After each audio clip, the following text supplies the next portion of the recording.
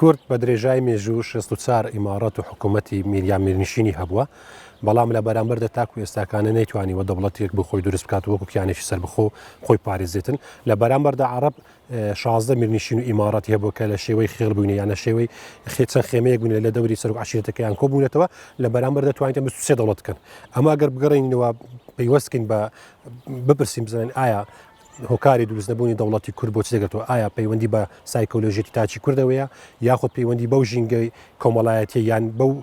جوگرافیاوە هەیەکەوە کورتیا دەژین کەوانە هۆکار بن وای لە تاچی کوردکە بێتن نتوانێتن کیانێتی سەر بەخۆی هەبێتن یاخود دەوڵەتی تایبەت بەخۆی بێتن بەڵام ئێمە لێرە دەگەڕێنەوە بۆ چەند هۆکارێک دەرچووکە ئەو پرسە هەڵوەستەکردنی لەسەر دەوێتنەوە چەند هەندێک تایبەت لە خۆ دەگرێتن بە تایبەتی لانی ڕێبەر سەرکردە چونکە سەرکردە پێویستێکی گرنگی کۆمەلگایە دەبێت ئەو ڕۆڵە ببینێتنەوە بتوانێتن میلەتەکەی خۆی بەو شێوە ئاراستە بکاتنکەوە بەرەو دەوڵەتی بەریتن لایانی دووەمینیشی ئەوەیە کەەوە دەوڵەتان سیاسەتی پەرکە و زاڵکەیان بەرامبەر بە میلەتانی ژێر دەستەبین و بە تایبەتی میلەتی کوردیش ئیسفادیانەوەی کردووە و بەداخەوە زۆریش لە میرنشینە کوردەکانی عەشیرەتەکانیان سەرکردەکان ڕێبەرەکان کەوتونەتە ژێر کاریگەری بەرژەوەندەکانی ئەو دەوڵەتانە و بوونەتە داردەستی ئەو دەوڵەتانە ئەو دەوڵەتانەش لە دژی گەلەکەی خوان لە دژینەتەوەکەی خوان بەکاری ناو هەتا لە زۆر حاڵاتیشدا کوشتن و کوشتاریشی کەوتوتە نێوانیان ئەمە مانایتی ئەمەدەڵاتەوەی کورد ئەگەر بێت و لە ناوخۆ یەکگرتوو باە ئەو خیانەتە و دەستی دەرەچی لە پشت نەبایە بێگومان ئێستا کیانێکی سەر بەخۆی دەبوو دەتوانین بڵین ناوی بنین دەوڵەت بێگومان بابەتی مەسلەی جاسوسیکردن و خیانەتکردن لە نەتەوەی خۆتەوە ئەوە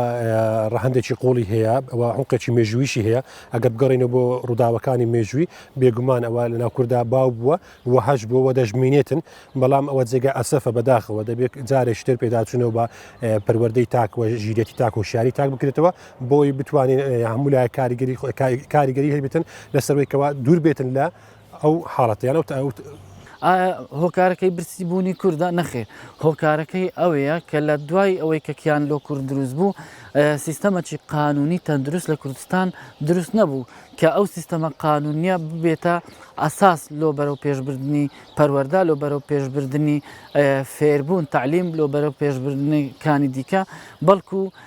ململانە دووبارە دەستی پێکردەوە بۆمانەوە لە دەسەڵات لە نێوان دەسەڵاتداران و هەروەها دژمنانی کوردیش با بڵێن پشتی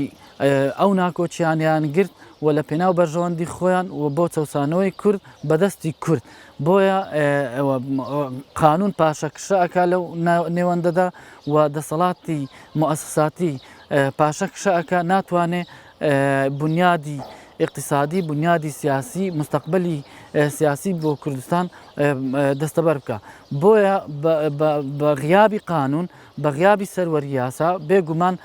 فەوزا دروست دەبێ فەوزاش چەندی شتی لێ دەکەوێتەوە لە گرنگترینیان خیانەت و جاسوسی بێگومان لەسە ئاستی تاچیش ئەو جاسوسی کە دەکرێت